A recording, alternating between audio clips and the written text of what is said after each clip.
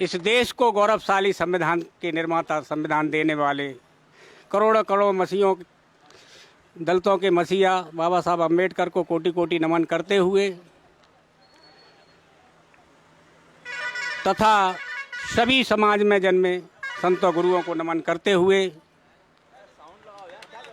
आज की सभा की अध्यक्षता कर रहे माननीय सम्माननीय बड़े भाई बामन मेश्राम साहब,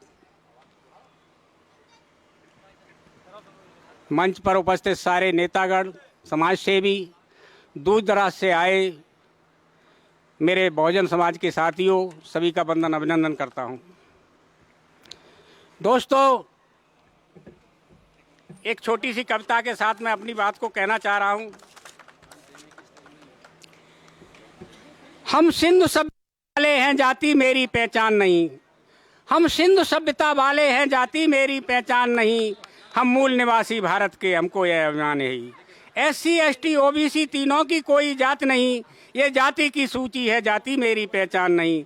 ST SC OBC तीनों पिछड़ों में आते हैं, शिक्षा सम्मान से पिछड़े हैं, इसलिए संविधान बचाते हैं।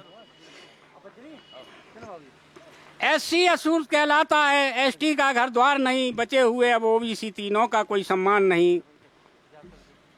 OBC का अनुच्छेद 340, 341 वाला SC है, 342 वाला ST है। संवैधानिक पहचान कुछ ऐसी है।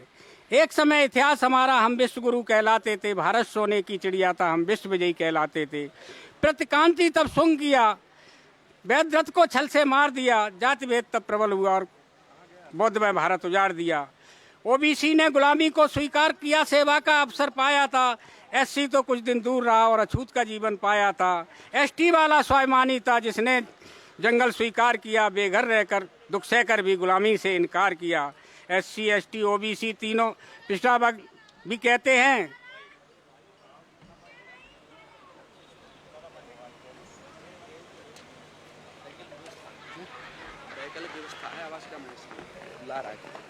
अच्छा।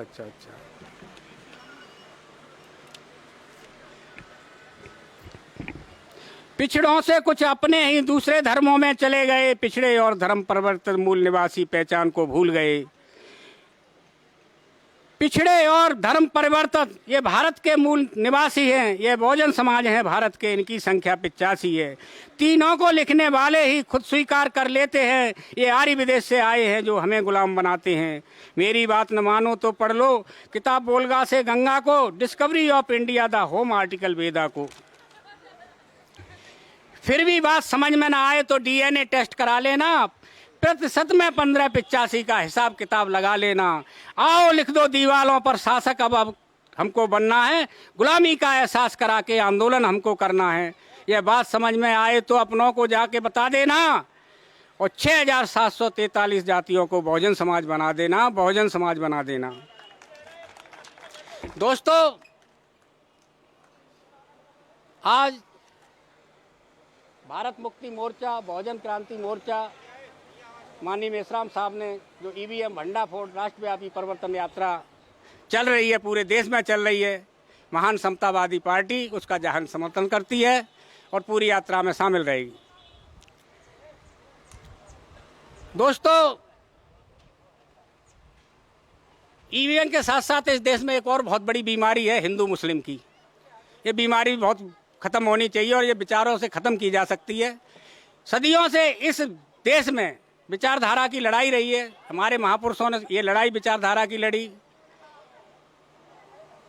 समतावादी विचारधारा, विषमतावादी विचारधारा।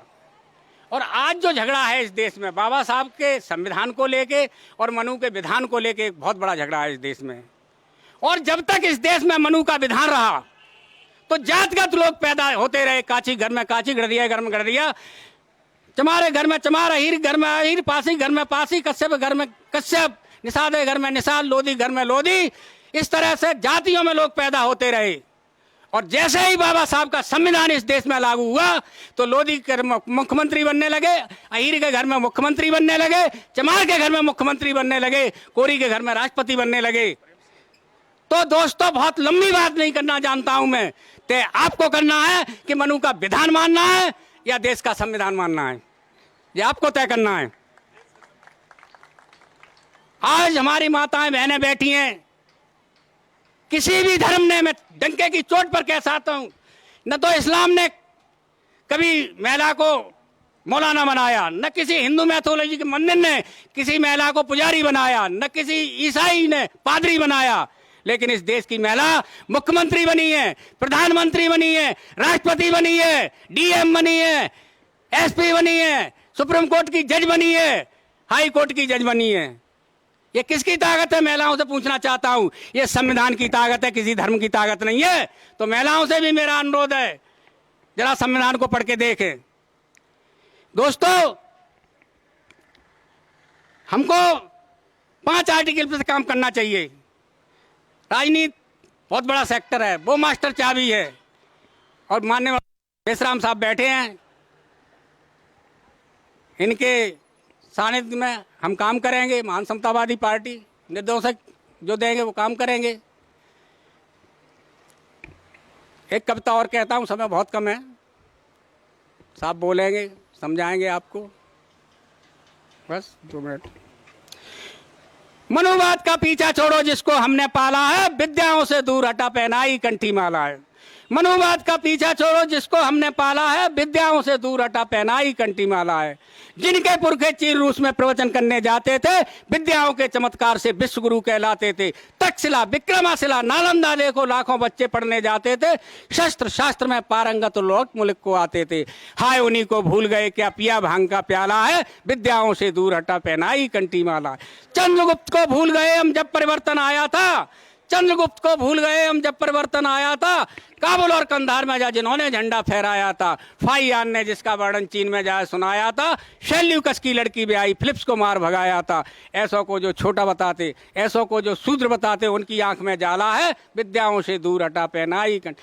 अशोक जैसे सम्राट की याद नहीं सताती है, अशोक जैसे सम्राट की याद नहीं सताती है, जिनके अभिलेखों को पढ़कर नई चेतना आती है। रुपया ऊपर लाट को देखो किसकी याद दिलाती है, हमको शर्म जरा नहीं आती क्या पत्थर की छाती है। लंका और जापान आदि में बुद्ध ने किया उजाला है, विद्याओं से दूर हटा पहनाई कंठी माला है। राष्ट्रपिता ज्योतिराव फुले को अब तक आप नहीं जाने, शिक्षा के थे द्वार खोल दिए, बदल दिए ताने बाने। शिक्षित होकर लाखों हिंसा बने बुद्ध के दीवाने।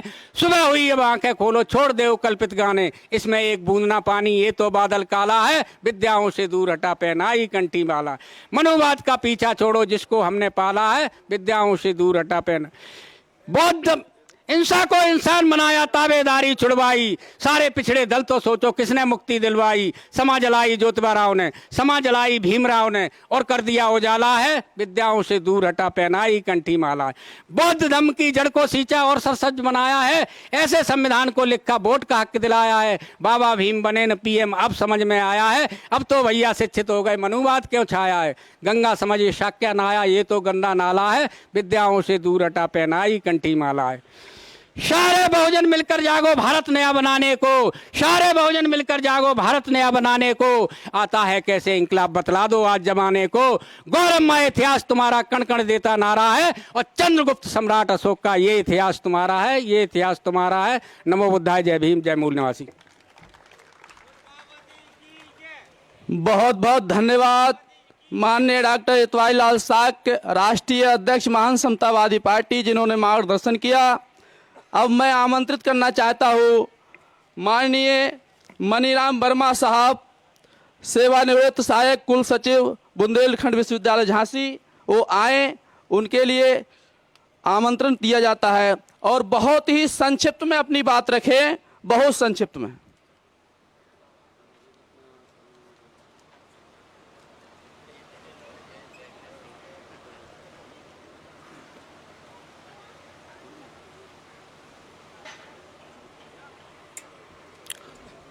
साथियों, मैं बहुत संक्षेप में अपनी बात रखने जा रहा हूं। हम लोग यह देखकर आज बड़े गौरवान्वित हो रहे हैं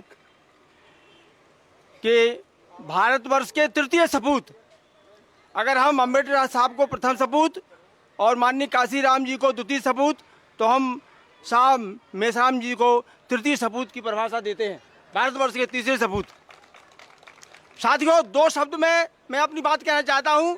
ये जो परिवर्तन है ये मीटिंग हृदय परिवर्तन की मीटिंग है। जब तक हृदय परिवर्तन नहीं हो सकता है, जब तक कोई परिवर्तन नहीं हो सकता है, इस बात को बहुत ध्यान से सुन लो। जो साहब का कारवां चल रहा है वो ईवीएम परिवर्तन का मामला चल रहा है। अगर ईवीएम परिवर्तन मान लिया कि मैंने हो गई, मान लो कि मैं हम हो गई, और अगर हृदय परिवर्तन नहीं हुआ वोटर का, तो ईवीएम क्या कर लगी। इसलिए मुख्य बात है कि हृदय परिवर्तन कैसे हो। आप लोगों के इस बात को ध्यान से रखो, हृदय परिवर्तन कैसे हो। देखिए हृदय परिवर्तन कैसे होगा। जो भरा नहीं है भावों से बहती, जिसमें रसधार नहीं, हृदय नहीं वो पत्थर है जिसमें समाज से प्यार नहीं। साथियों, यहाँ कुछ यादव वंश भी, कई समाज के लोग भी बैठेंगे। सुनो, जब समुद्र पार करके राम जो है उधर खड़े हो जाते हैं, सागर पार करके, तो राम समुद्र से कहते हैं कि जो हमने तरकस में बांध रखा है, जो हमारा वापस नहीं जाता। यादव वंश सुनो ध्यान से, ये हमारा बाण वापस नहीं जाता है, बताओ हम इसको कहां चलाएं। तो समुद्र क्या कहता है कि हे भगवान हमारे उत्तर दिशा में, हे भगवान हमारी उत्तर दिशा में अहीर समाज के, अहीर बिरादरी कहते हैं, उस देश का नाम बताया है। और वो इतने अछूत हैं कि वो हमारा पानी पीते हैं तो हम अशुद्ध हो जाते हैं, हम अपवित्र हो जाते हैं। तो ये बाण उनकी तरफ चला दो। मैं कह रहा हूं कि आपको समाज से कितना प्यार होना चाहिए। आप लोगों को इतना अछूत माना जाता था कि समुद्र को छूने से आपका पानी विषाक्त हो जाता था, उनका पानी। इसमें मैं आप लोगों के मन पवित्र होना चाहिए कि आपकी समाज की क्या कीमत थी। मैं उस समय की बात कह रहा हूं। मैं दूसरी बात कह रहा हूं, सामाजिक परिवर्तन की मैं ये बात कह रहा हूं कि आपके दिल में इस बात का दुख होना चाहिए। नंबर दूसरी बात है, रामचंद्र जी ने ये कहा है रामायण में, इस बात को सुनो, जो जबरदस्ती आप पिछला बने फिरे हो। उन्होंने ये कहा है कि विप्र धैन सुर संत हित लीन मनुष्य अवतार।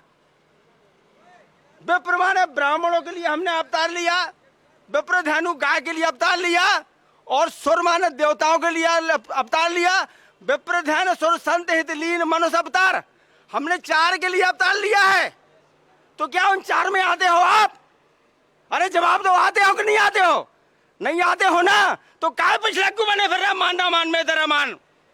इसलिए उन्होंने कहा कि हमने चार के लिए अवतार लिया है, और अंबेडकर साहब ने कहा कि हमने 85 के लिए अवतार लिया है। तो 85 की बात मानोगे, चार की बात मानोगे आप? ये हृदय परिवर्तन की बात है। और यहाँ जिनका परिवर्तन होना चाहिए, वो भी ऑर्डिनरी परिवर्तन तो बैठा ही है यहाँ पर। परिवर्तन तो उनका होना चाहिए जिनके हमें वोट की आवश्यकता है। उनको परिवर्तन कौन करेगा? वहां जाके हमको काम करना है। वहां मेश्राम साहब का मानने का काम नहीं है। वो हमको मोटिवेट कर रहे हैं, हम उनको मोटिवेट कर रहे हैं। अपनी पीछे नहीं कर पा रहे हैं, जो हम अपने दादू का पालन कर रहे हैं, नहीं कर पा रहे हैं। हम बहुत ज्यादा न बोल करके अपनी बात कहीं बात हम देते थे। जय भीम, जय भारत। धन्यवाद। बहुत बहुत धन्यवाद माननीय मनीराम वर्मा साहब, जिन्होंने बहुत संक्षिप्त मार्गदर्शन किया। अब मैं आमंत्रित करना चाहता हूं माननीय सुधीर नाग साहब, जो राष्ट्रीय प्रचारक भारत मुक्ति मोर्चा एवं बहुजन क्रांति मोर्चा है। वो दक्षिण भारत से चलकर आए हैं हमारे बीच में। बहुत ही आदर व सम्मान के साथ हम उनको आमंत्रित करना चाहेंगे।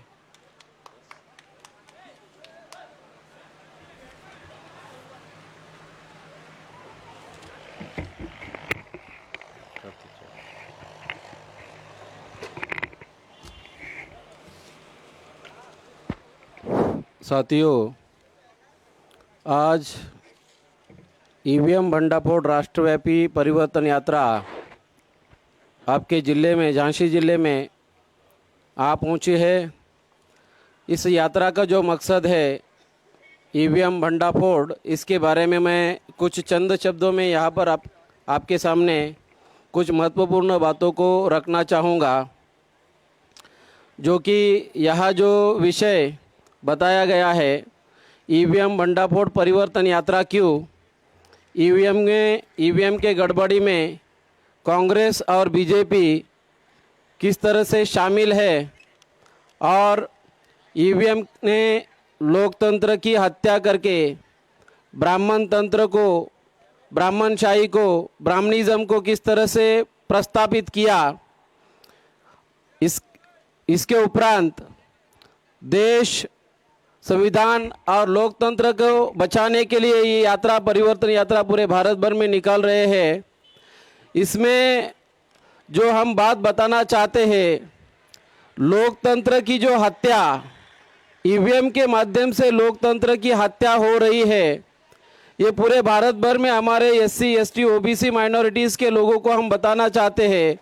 इसमें आप लोगों के सामने कुछ महत्वपूर्ण बात यहाँ पर बताना चाहूँगा, जो कि कुछ महत्वपूर्ण पॉइंट ही मैं यहाँ पर बताना चाहूँगा। जैसे कि इस ईवीएम में सबसे बड़ा जो रोल है, ईवीएम में जो धोखाधड़ी हो रही है, जो धोखेबाजी हो रही है और धोखेबाजी करके चुनाव को जीता जा रहा है।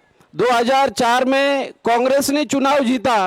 2004 में लोकसभा का जो चुनाव है, ये लोकसभा का चुनाव कांग्रेस ने ईवीएम में गड़बड़ी करके जीता। 2009 का भी चुनाव कांग्रेस ने ईवीएम में धांधली करके, गड़बड़ी करके जीता। और समझौते के तहत 2014 का चुनाव बीजेपी ने जीता। 2019 का भी चुनाव बीजेपी ने धांधली करके जीता। इसके सारे सबूत हमारे पास है और सबूतों के आधार पर हम ये बात बोल रहे हैं, लोगों को पूरे भारत भर में बोल रहे हैं, चुनाव आयोग किस तरह से राष्ट्रद्रोही गतिविधि में शामिल है। इस बात को मैं आपके सामने एक ही उदाहरण देके बताना चाहूँगा। चुनाव आयोग को 112 लोगों ने पिछले साल 2 मई 2022 को 112 लोगों ने 17 क्वेश्चन वाला एक लेटर लिखा और उसमें 17 क्वेश्चन लिखे। 112 लोग कौन थे? वो जो 112 लोग हैं उसमें 44 लोग जो कि एकेडमिशियन है, प्रोफेशनल है, टेक्निकल है। एकेडमिशियन लोग, प्रोफेशनल लोग, टेक्निकल लोग, ऐसे लोगों ने सवाल पूछा। और 68 लोग जो है वो आईएएस ऑफिसर, आईपीएस अधिकारी, रिटायर्ड लोग, जिन लोगों ने इलेक्शन कंडक्ट किया और इलेक्शन के प्रोसेस में उनका लाइफ गया, ऐसे लोगों ने सवाल किया। 17 सवाल किए और उस 17 सवाल के आज तक इलेक्शन कमीशन के द्वारा, उस 17 क्वेश्चन के 17 सवाल के आज तक इलेक्शन कमीशन के द्वारा उसका आज तक उसका आंसर, उसका जवाब इलेक्शन कमीशन ने नहीं दिया। वो 17 सवाल क्या है, उसमें से मैं कुछ ही यहाँ पर 2-3 सवाल आपके सामने रखना चाहूँगा, बताना चाहूँगा। सबसे महत्वपूर्ण बात यह है कि जो ईवीएम है, ये ईवीएम को पेटेंट नहीं है। वर्ल्ड इंटेलेक्चुअल प्रॉपर्टी ऑर्गेनाइजेशन के द्वारा जो पेटेंट दिया जाता है, पेटेंट देने से क्या होता है, तो ये विश्वसनीय है, ट्रस्टवर्थी है, योग्य है, ये मशीन योग्य है, ट्रस्टवर्थी है, योग्य इलेक्शन के लिए ये अच्छी है, ऐसा कहा जा सकता है। मगर वर्ल्ड इंटेलेक्चुअल प्रॉपर्टी ऑर्गेनाइजेशन के द्वारा इसको, ईवीएम मशीन को पेटेंट मिला नहीं है। एक तो ये बात। दूसरी बात ये है कि जो वीवीपीएटी मशीन है, वो वीवीपीएटी मशीन को भी पेटेंट नहीं है। अभी तीसरा जो इसमें जो एक महत्वपूर्ण क्वेश्चन है, उसमें क्वेश्चन करने वाले जो लोग हैं, आईएएस ऑफिसर लोग हैं, और वो ये पूछ रहे हैं, इलेक्शन कमीशन को वो पूछ रहे हैं कि क्या इस वीवीपीएटी मशीन में क्या आप चिप यूज कर रहे हो। एक तो ईवीएम मशीन में चिप यूज की जाती है, मेमोरी चिप यूज की जाती है, और वो मेमोरी चिप जो चिप यूज की जाती है वो बाहर के कंट्री से खरीदी जाती है। उसका कॉन्ट्रैक्ट इंडिया में एक जो सुमित्रा महाजन है उसके लड़के के पास उसका कॉन्ट्रैक्ट है। तो आपको ये बात मैं यहाँ से बताना चाहता हूँ कि वीवीपीएटी मशीन में चिप है, ऐसा सवाल 112 लोगों ने किया। क्या वीवीपीएटी मशीन में चिप है? मतलब जो लोग इलेक्शन प्रोसेस में थे, ऐसे लोगों को इलेक्शन प्रोसेस में रहने वाले लोगों का आज भी इंटैक्ट है, आज भी वो सवाल है, आज भी इलेक्शन कमीशन के द्वारा उस सवाल का जवाब नहीं दिया गया।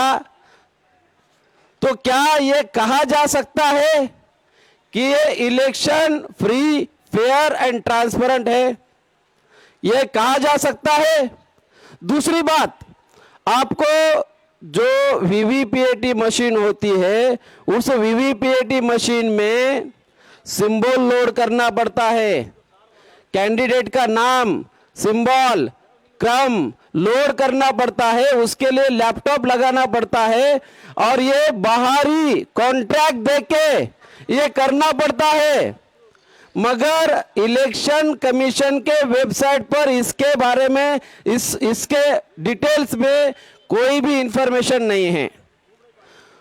तो दूसरी बात यह है कि जो ECIL कंपनी है, electronic corporation of India limited, BEL Bharat corporation of India limited, ये दो कंपनी EVM बनाने वाली कंपनी है, वीवीपीएटी मशीन बनाने वाली कंपनी है। आज के तारीख में पहले बैलेट की जो सारी प्रक्रिया होती थी वो इलेक्शन कमीशन के अंडर, उसके कंट्रोल में होती थी, मगर आज जो पब्लिक सेक्टर है वो पब्लिक सेक्टर के नियंत्रण और निगरानी में ये सारा चल रहा है और उसका जो कंट्रोल है गवर्नमेंट के हाथों में है, जो रूलिंग पार्टी है उसके हाथों में है।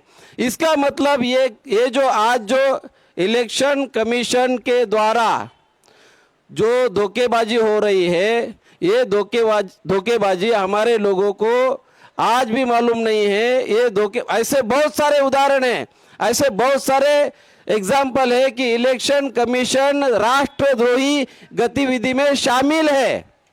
तो आज के इस मौके पर हम लोगों को क्या करना होगा, मैं ये बात इसलिए बताना चाहता हूं कि ये कौन कर रहा है, इसके पीछे कौन है, कांग्रेस और बीजेपी।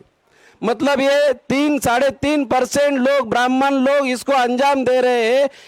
इनके ये लोग अल्पसंख्याक है, अल्पसंख्याक लोग बहुसंख्याक लोगों पर रूल नहीं कर सकते, मगर ये कर रहे हैं। Money mafia, media and electronic voting machine के माध्यम से ये कर रहे हैं। तो इसके लिए हमें ये यात्रा निकाल के लोगों को जागरूक करना होगा, गांव-गांव तक, ये तहसील लेवल तक, डिस्ट्रिक्ट लेवल तक, मास लेवल तक लोगों को अवेयर करके इसके विरोध में एक राष्ट्रव्यापी अभियान करके इस ईवीएम का भंडाफोड़ करके आने वाले समय में हम लोग भारत बंद करना चाहते हैं। अगर चुनाव की प्रक्रिया में सुधार नहीं किया तो आने वाले 2024 में हम लोग ईवीएम मशीन को तोड़ेंगे मेश्राम साहब का आदेश आने के बाद।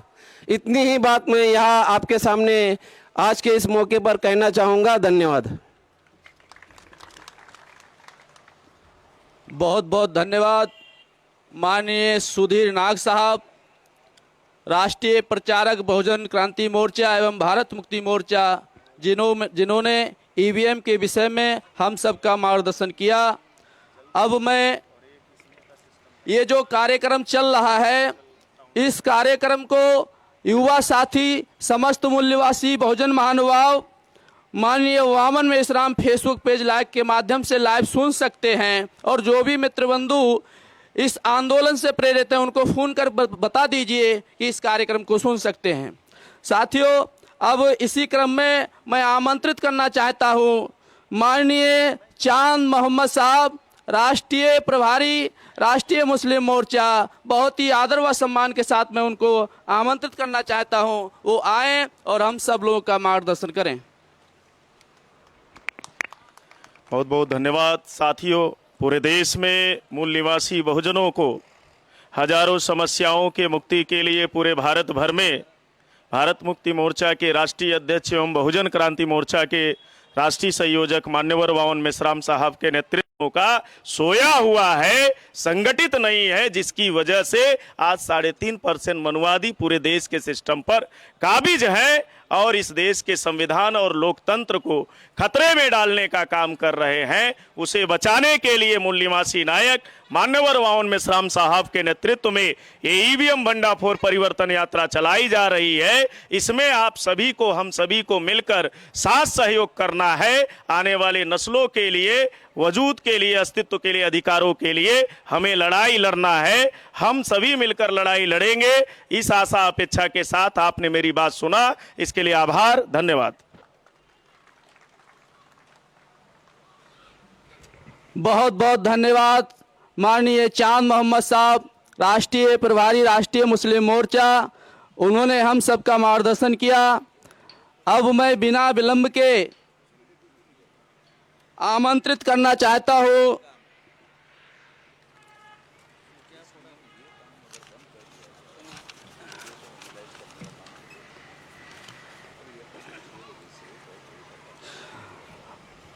भगवंतपुरा के मूल निवासियों, मैदाने जंग में आ जाओ। भगवंतपुरा के मूल निवासियों, मैदाने जंग में आ जाओ। यह है आपका जन्म क्षेत्र, अब कर्म क्षेत्र में आ जाओ। अब तक तो सुने होंगे बहुतों के विचार, अब तक तो सुने होंगे बहुतों के विचार। आज मूल निवासी बहुजन नायक माननीय वावन मेश्राम साहब के विचार सुनने आ जाओ, विचार सुनने आ जाओ। इसी क्रम में आदरणीय माननीय वावन मेश्राम को बहुत ही आदर व सम्मान के साथ आमंत्रित करना चाहता हूँ, आह्वान करना चाहता हूँ, निवेदन करना चाहता हूँ, हम सबका मार्गदर्शन करें। ये किसका है? ये हेलो साथियों,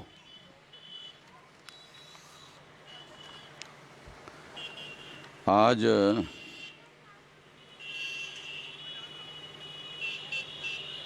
भोले शंकर मंदिर परिसर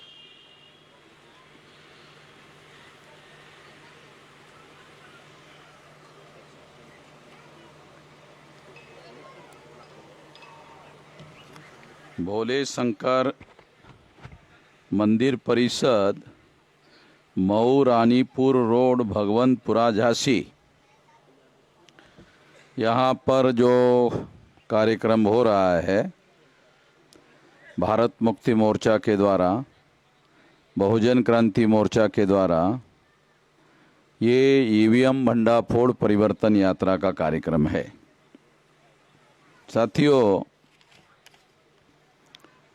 ईवीएम भंडाफोड़ परिवर्तन यात्रा का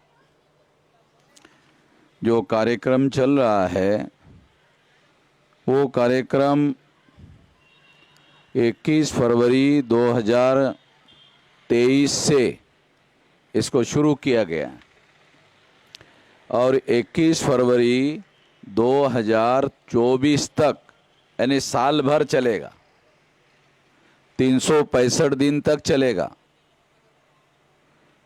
और 31 स्टेट में 31 राज्यों में चलेगा। साथियों, इसके अलावा 674 जिलों में चलेगा। 714 जिले हैं, उसमें से 674 जिलों में इसको चलाया जाएगा। सारे देश को 36 स्टेट में बांटा गया है, उसमें से 31 स्टेट में ये कार्यक्रम चलेगा। तो ये बहुत बड़ा कार्यक्रम है, बहुत विशाल कार्यक्रम है। 6,500 तहसीलों में से जो दूसरे श्रेणी के हमारे कार्यकर्ता नेता है वो 6,000 तहसीलों में भी चलाएंगे। तो ये एक बहुत बड़ा कार्यक्रम है। इतना बड़ा कार्यक्रम हम इसलिए कर पा रहे हैं क्योंकि लगभग 48 साल से, जब मेरी उम्र 18 साल 3-4 महीने की रही होगी, तब से लेकर अब तक 66 साल मेरी अभी उम्र है। तो इतनी लंबी उम्र में 48 साल का समय हमने इस काम में, इस संगठन शक्ति को निर्माण करने के काम में लगाया और इस वजह से इतना बड़ा संगठन निर्माण हुआ जिसके आधार पर ये कार्यक्रम सारे देश भर में चलाया जा रहा है। दूसरी बात मैं आप लोगों को कहना चाहता हूं कि ईवीएम मशीन भंडाफोड़ परिवर्तन यात्रा हम लोग क्यों चला रहे हैं, इसको जानना भी बहुत ज़्यादा ज़रूरी है। क्यों चला रहे हैं, उसका सबसे बड़ा कारण ये है कि ये कॉपी मैं आप लोगों को दिखा रहा हूं, ये सुप्रीम कोर्ट के जजमेंट की कॉपी है और सुप्रीम कोर्ट ने निर्णय दिया है कि ईवीएम मशीन के द्वारा फ्री, फेयर एंड ट्रांसपेरेंट चुनाव नहीं हो सकता।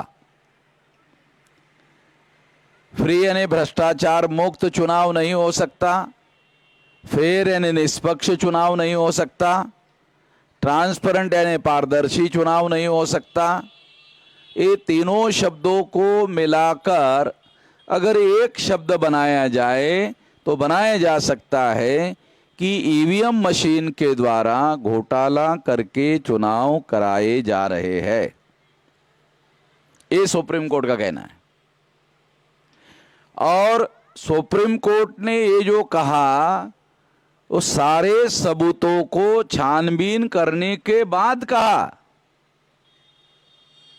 आप में से बहुसंख्यक लोगों को ये जानकारी शायद नहीं होगी कि सुप्रीम कोर्ट क्या है। सुप्रीम कोर्ट भारत के संविधान के द्वारा निर्माण की हुई सबसे बड़ी अदालत है, उसके ऊपर कोई अदालत नहीं है। आपके यहाँ तहसील में मजिस्ट्रेट बैठता होगा तो वो जब कोई फैसला करता है तो उसका फैसला जिले में जाकर बदल सकता है, कभी कभी ऐसा होता है, मगर सुप्रीम कोर्ट का दिया हुआ फैसला नहीं बदल सकता। क्यों? क्योंकि सुप्रीम कोर्ट के ऊपर कोई कोर्ट नहीं है, ये सबसे बड़ी अदालत है और ये सबसे बड़ी अदालत के द्वारा दिया हुआ फैसला है कि ईवीएम मशीन के द्वारा ईमानदारी से चुनाव नहीं हो सकता। अगर बहुत आसान भाषा में कहा जाए तो ईवीएम मशीन आपके वोटों की चोरी कर रही है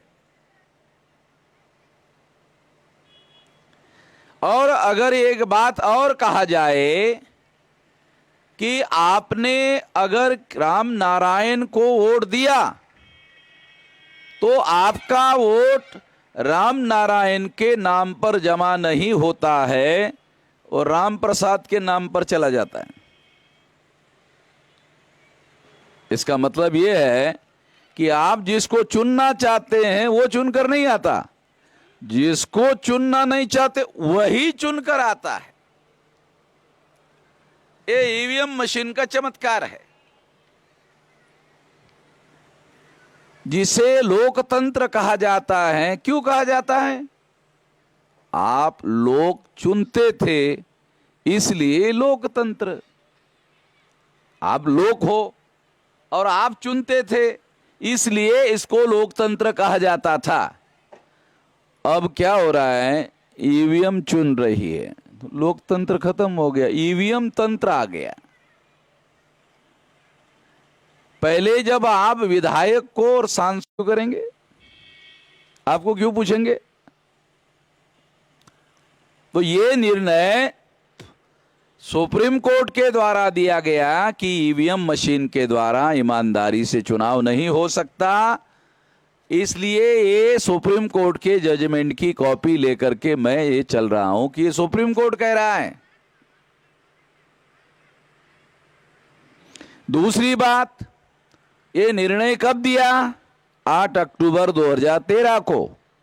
अब कौन सा साल चल रहा है? 2023। कितने साल हो गए? 10 साल। 10 साल हो गए मगर आपको पता ही नहीं। ये सुप्रीम कोर्ट ने इतना बड़ा फैसला दिया और 10 साल हो गया फिर भी आपको पता नहीं है। क्यों नहीं है? अखबार वालों ने खबर ही नहीं छापी, टीवी वालों ने खबर ही नहीं दी, तो आपको मालूम कैसे होगा कि आपके वोटों की चोरी हो रही है? आपके घर में चोरी होती है तो आप चौकी में जाकर के एफआईआर करते हो। ये तो 13.5 लाख मशीनों में चोरी हो रही है। हम ऐसा कह सकते हैं कि 13.5 लाख घरों में चोरी हो रही है। एक घर में चोरी होती है तो एफआईआर होता है। ये तो 13.5 लाख ईवीएम मशीन में चोरी हो रही है, आपके वोटों की चोरी हो रही है, फिर भी कुछ नहीं हो रहा देश में। क्यों नहीं हो रहा है? क्योंकि आपको जानकारी नहीं है। तो जानकारी देने के लिए ये सारे देश भर में राष्ट्रव्यापी अभियान चलाया जा रहा है। ये ईवीएम मशीन के बारे में ये जानकारी देने के लिए ये बात आपको बताई जा रही है। दूसरी बात, जब सुप्रीम कोर्ट ने देखा कि ईवीएम मशीन में फ्री फेयर एंड ट्रांसपेरेंट चुनाव नहीं हो सकता, यानी ईमानदारी से चुनाव नहीं हो सकता, तो सुप्रीम कोर्ट ने ये सोचा कि इस घोटाले को रोकना होगा। रोकने के लिए सुप्रीम कोर्ट ने एक और फैसला दिया। इसी में दूसरा फैसला क्या दिया कि इस घोटाले को रोकने के लिए एक और नई मशीन लगाई जाए। उस मशीन का नाम है पेपर ट्रेल।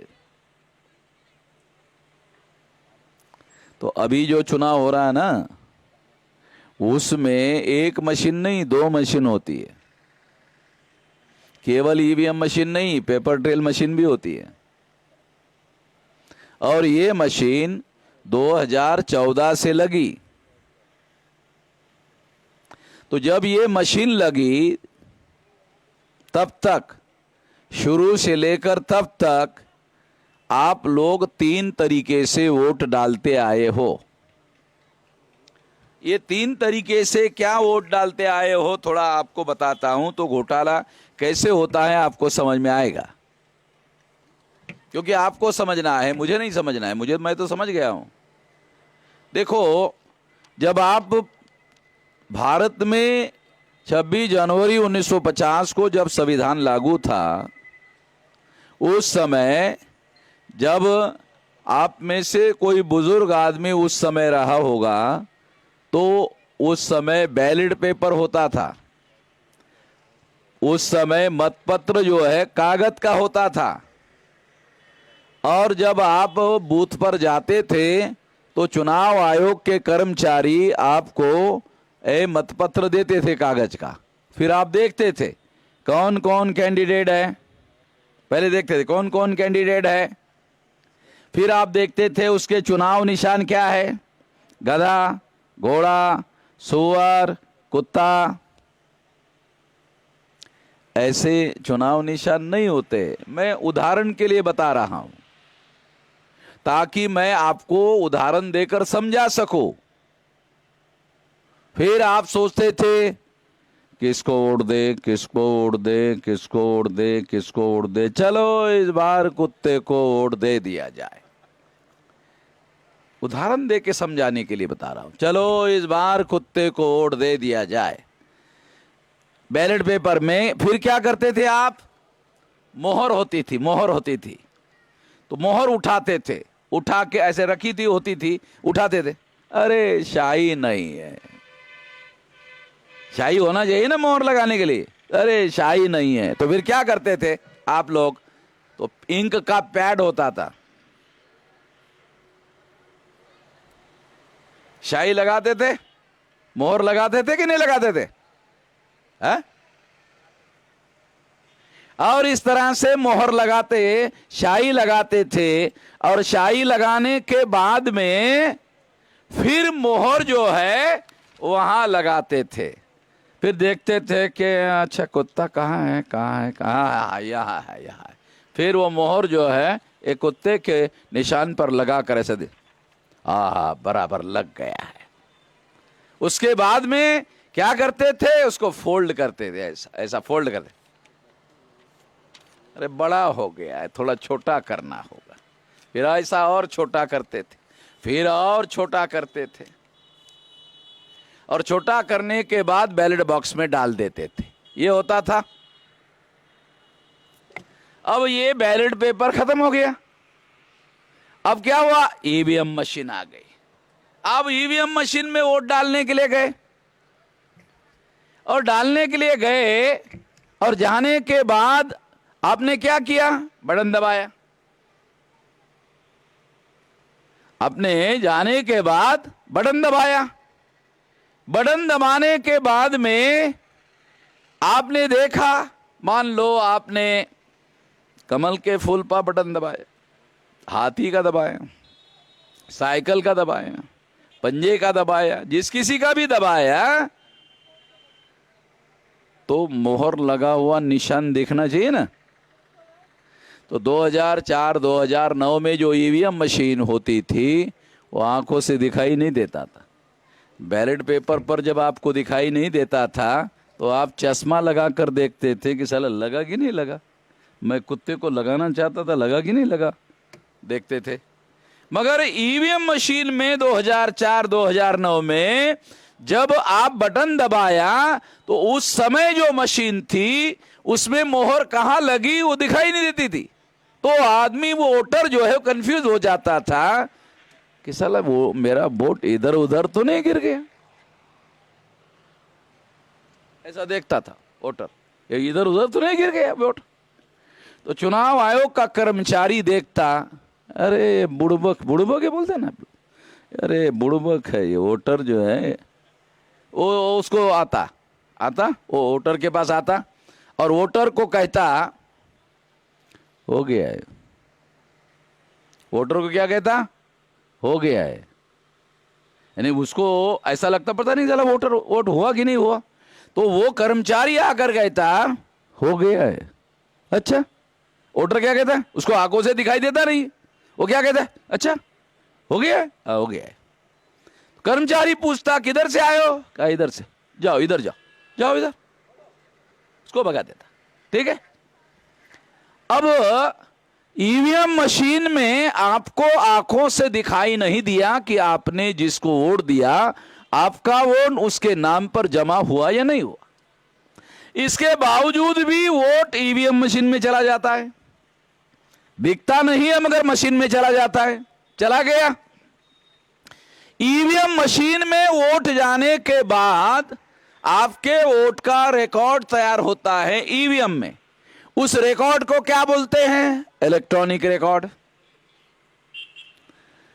इलेक्ट्रॉनिक रिकॉर्ड की विशेषता क्या है? वो आंखों से दिखाई नहीं देता। एक कागज का जो बैलेट पेपर है इसका फिजिकल एविडेंस है, ये आंखों से दिखाई देता है। मगर ईवीएम मशीन में जो आपका वोट गया है उसका जो रिकॉर्ड ईवीएम में तैयार होता है वो आंखों से दिखाई नहीं देता। इलेक्ट्रॉनिक रिकॉर्ड आंखों से दिखाई नहीं देता। जब आंखों से दिखाई नहीं देता वो आपका वोट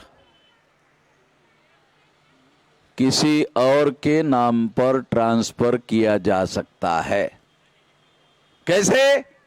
सारे दुनिया के लोग इस बात को मानते हैं कि इलेक्ट्रॉनिक रिकॉर्ड ट्रांसफरेबल होता है।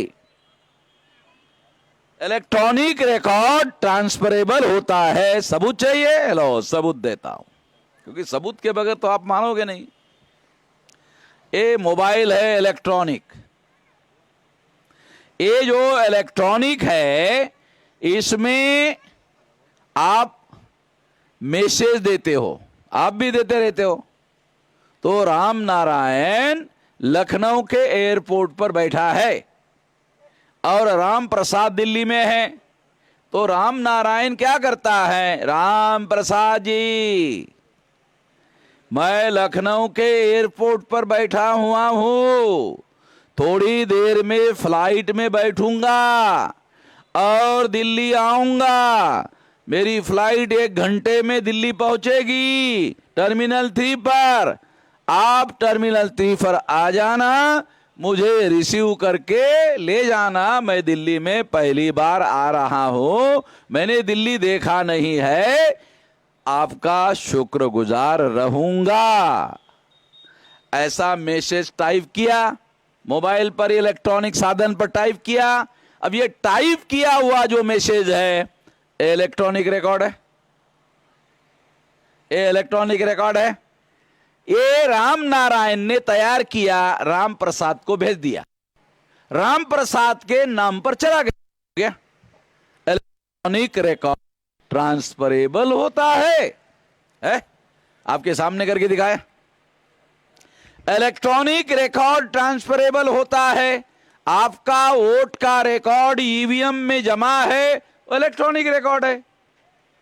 जब आपके मोबाइल का रिकॉर्ड दूसरे के नाम पर ट्रांसफर किया जा सकता है, तो आपके ईवीएम में आपका जो इलेक्ट्रॉनिक वोट है वो भी ट्रांसफरेबल है, उसको भी दूसरे के नाम पर ट्रांसफर किया जा सकता है। राम नारायण का मैसेज राम प्रसाद के नाम पर ट्रांसफर किया जा सकता है, तो राम नारायण का वोट राम प्रसाद को क्यों नहीं दिया जा सकता? चलो, जितने लोगों ने तालियां बजाई उतने लोगों को समझ में आ गया, ऐसा मैं मानता हूं। बाकी को समझ में आवे कि ना आवे, कुछ तो समझ में आ रहा है, क्योंकि ये बदमाशों का खेल है। डॉक्टर सुब्रमण्यम स्वामी का ये कहना था कि ईवीएम मशीन क्यों लाया गया, तो कांग्रेस ने पार्लियामेंट में भाषण में कहा कि समाज में जो गुंडा एलिमेंट है वो बूथ कैप्चरिंग करता है। ये बात सही थी। कितना परसेंटेज होता था बूथ कैप्चरिंग? बहुत ज्यादा है तो 1%। 13 लाख मशीन है, 1% अगर हुआ तो 13,000 बूथ पर बूथ कैप्चरिंग होती थी। डॉक्टर सुब्रमण्यम स्वामी कहते हैं 13,000।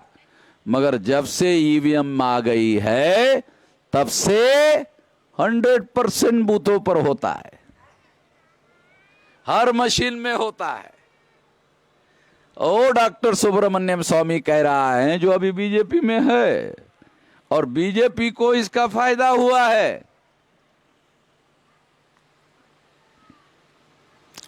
तो ईवीएम मशीन के अंदर इलेक्ट्रॉनिक रिकॉर्ड ट्रांसफरेबल होता है, उसको रोकने के लिए सुप्रीम कोर्ट ने पेपर ट्रेल मशीन लगाया। पेपर ट्रेल मशीन लगाया तो क्या होता है वो भी आपको बता देता हूं।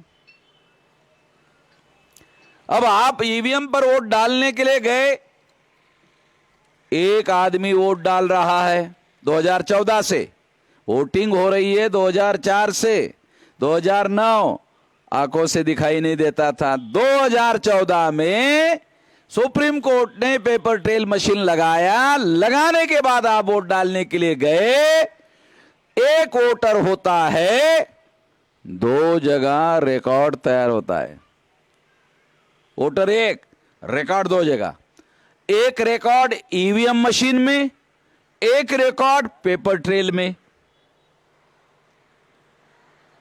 ईवीएम मशीन का रिकॉर्ड आंखों से दिखाई नहीं देता, पेपर ट्रेल मशीन का रिकॉर्ड आंखों से दिखाई देता। जब आप वोट डालने के लिए 14 में गए तो कागज पेपर ट्रेल मशीन में बाहर आया। आपने मान लो पंजे पर बटन दबाया तो कागज में निशान लगाया हुआ पंजे का निशान वाला कागज बाहर आया। आपने आंखों से देखा, हाँ मैंने पंजे पर बटन दबाया, बराबर है, लगा हुआ है। 7 सेकंड रुकता है। ये 14 से शुरू हुआ, 7 सेकंड कागज रुकता है। रुकने के बाद 7 सेकंड समाप्त हो गए, कागज आगे सरक कर कट कर बैलेट बॉक्स में गिर जाता है। जैसे बैलेट बॉक्स में गिर जाता है, बैलेट बॉक्स में गिरने के बाद में वोटिंग प्रक्रिया पूरी हो जाती है। इसका मतलब है ईवीएम मशीन में आपका वोट जमा हो गया, पेपर ट्रेल मशीन में भी आपका वोट जमा हो गया। ईवीएम मशीन में इलेक्ट्रॉनिक रिकॉर्ड जमा हो गया, आंखों से दिखाई नहीं दे रहा, और पेपर ट्रेल मशीन में कागज का टुकड़ा कटकर गिर गया। अब राम नारायण और राम प्रसाद चुनाव लड़ रहे हैं, काउंटिंग हुआ, राम नारायण चुनाव हार गए। राम नारायण चुनाव हार गए काउंटिंग में। राम नारायण ने कहा नहीं नहीं, मैं चुनाव हार नहीं सकता, कलेक्टर साहब दोबारा गिनती करो। तो कलेक्टर कहता हाँ भाई, ये सुप्रीम कोर्ट का ऑर्डर है, तेरी बात तो मानना पड़ेगा, है? चलो भाई दोबारा गिनती करो। ये पेपर ट्रेल में जो कागज पड़ा हुआ है ना बैलेट बॉक्स में, अब ये कागज की गिनती करो। कागज की गिनती होती है, हारा हुआ राम नारायण कागज के टुकड़ों में चुनाव जीत जाता है। ईवीएम में हार जाता है, कागज के टुकड़ों में चुनाव जीत जाता है। ऐसा क्यों होता है ना सवाल। ये बात समझाकर अपनी बात समाप्त कर देता हूं, क्यों टेंशन हो जाएगा आप लोगों को। टेंशन नहीं करना चाहता हूं। देखो, जब आप वोट डालने के लिए 2004 में गए, आंखों से दिखाई नहीं दिया, 2009 में गए, आंखों से दिखाई नहीं दिया, सुप्रीम कोर्ट में मामला गया, सुप्रीम कोर्ट ने 8 अक्टूबर 2013 को पेपर ट्रेल मशीन लगाने का आदेश दिया। 2014 में आप वोट डालने के लिए गए तो 2 जगह वोट जमा हो गया, एक ईवीएम मशीन में, एक पेपर ट्रेल में। अब पेपर ट्रेल में आपने क्या किया, पंजे को मोहर लगाया, हाथी को मोहर लगाया। एक जगह आपने पंजे को लगाया, एक जगह हाथी को लगाया। तो एक कागज का वोट है, इस पर हाथी का निशान छपा हुआ है, इस पर पंजे का निशान छपा हुआ है। पंजे का वोट कागज का हाथी में ट्रांसफर नहीं होता, हाथी का वोट पंजे में ट्रांसफर नहीं होता, क्योंकि इसका अलग अलग एविडेंस है, फिजिकल एविडेंस है, आंखों से दिखाई देता है, इसलिए घोटाला किया नहीं जा सकता। इसलिए क्या हुआ, राम नारायण का वोट राम प्रसाद के नाम पर ट्रांसफर नहीं हुआ, यहां कागज में ट्रांसफर नहीं हुआ। ईवीएम में तो हो गया, कागज में ट्रांसफर नहीं हुआ। इसलिए राम नारायण को ज्यादा वोट पड़े थे, उसकी वजह से कागज में गिनती में ज्यादा वोट निकले, तो राम नारायण चुनाव जीत गए।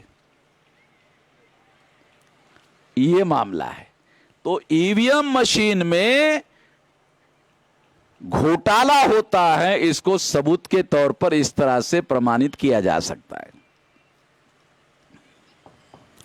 इसको रोकने के लिए हम सारे देश भर में आंदोलन कर रहे हैं।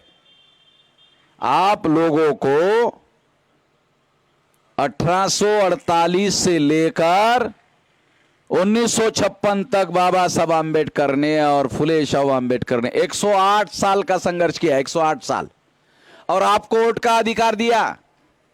वोट के अधिकार में जानते हो क्या अधिकार है, राजा चुनने का और राजा बनने का।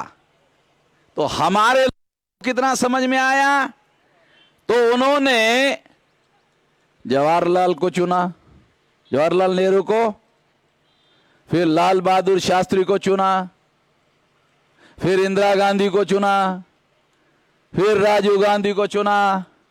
तो हमारे लोगों ने ये समझा ये तो चुनने का अधिकार है। काशीराम जी ने आंदोलन शुरू किया। काशीराम जी ने हमारे लोगों को कहा कि वोट का अधिकार राजा चुनने का ही नहीं, राजा बनने का भी अधिकार है। केवल चुनने का नहीं, बनने का भी अधिकार है। और काशीराम जी ने मायावती को उत्तर प्रदेश का राजा बनाकर साबित कर दिया कि बनने का भी अधिकार है। तो हमारे लोगों को समझ में आया, अरे तो साला बनने का भी अधिकार है। काशीराम जी के आने के बाद हमारे लोगों को समझ में आया कि केवल राजा चुनने का अधिकार नहीं, राजा बनने का भी अधिकार है।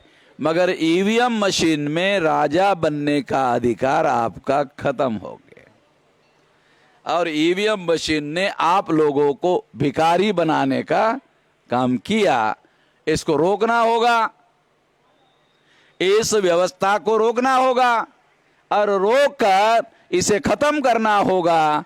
ये खत्म करने के लिए पहले तो हम जागरण कर रहे, ये जगाने का काम कर रहे कि ईवीएम में घोटाला होता है। कुछ लोग सुप्रीम कोर्ट ने निर्णय देने के बाद भी कहते हैं कि नहीं नहीं ईवीएम में कोई गड़बड़ी नहीं होती है। जो लोग ऐसा मानते हैं, सुप्रीम कोर्ट ने निर्णय देने के बावजूद भी कुछ लोग ऐसा मानते हैं ईवीएम में कोई गड़बड़ी नहीं होती है, वो सारे के सारे गधी की औलाद है। किसकी औलाद है? गधे की औलाद है। सुप्रीम कोर्ट ने फैसला देने के बाद भी कुछ हमारे लोग हैं जो ये कहते हैं कि नहीं नहीं ऐसा नहीं होता। उसको पूछो कि सुप्रीम कोर्ट ने तो छानबीन के फैसला दिया, क्या तुमने ईवीएम मशीन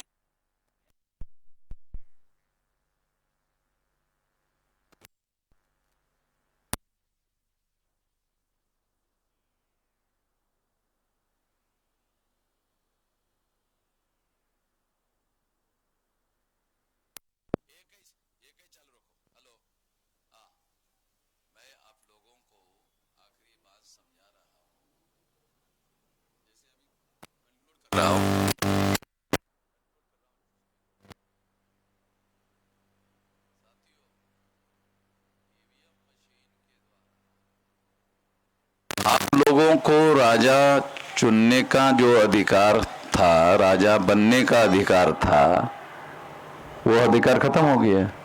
ये अधिकार 108 साल के संघर्ष के बाद हमारे महापुरुष अधिकार देने में कामयाब हुए थे।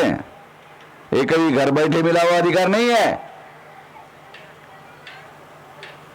और इस बदौलत हम लोग जब तक काशीराम जी जीवित रहे तो पत्रकारों को ये लिखना पड़ता था कि प्रधानमंत्री पद के लिए काशीराम जी का भी नाम चल रहा है।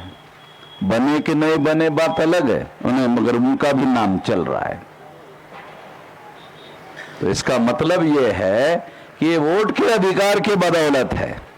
अगर आपका वोट का अधिकार अगर खत्म हो गया तो आपको कौन पूछने वाला है? इसलिए हम लोगों ने यह निर्णय किया कि चुनाव आयोग को ईवीएम मशीन में सुधार करने के लिए लिखेंगे। अगर चुनाव आयोग ने नहीं माना तो भारत बंद करेंगे, आप में से कुछ लोगों को जानकारी होगी कि सीए के मुद्दे पर हमने भारत बंद करवाया था और इसकी वजह से सीए का जो कानून है अभी तक लागू नहीं हो पाया। लोग कहते कि नरेंद्र मोदी बहुत शक्तिशाली प्रधानमंत्री, भाई बहुत ताकतवर प्रधानमंत्री है, चलो मान लेते बहुत ताकतवर है, मगर नरेंद्र मोदी का पास किया हुआ कानून वामन मेश्राम ने अभी तक लागू नहीं होने दिया। इसका मतलब है नरेंद्र मोदी अकेला ही ताकतवर नहीं है, थोड़ा थोड़ा वामन मेश्राम भी ताकतवर है। और नरेंद्र मोदी शक्तिशाली प्रधानमंत्री है, उसका पास किया हुआ कानून लागू नहीं होने दिया तो नरेंद्र मोदी से हमारी ताकत ज्यादा है, तभी तो हमने रोका।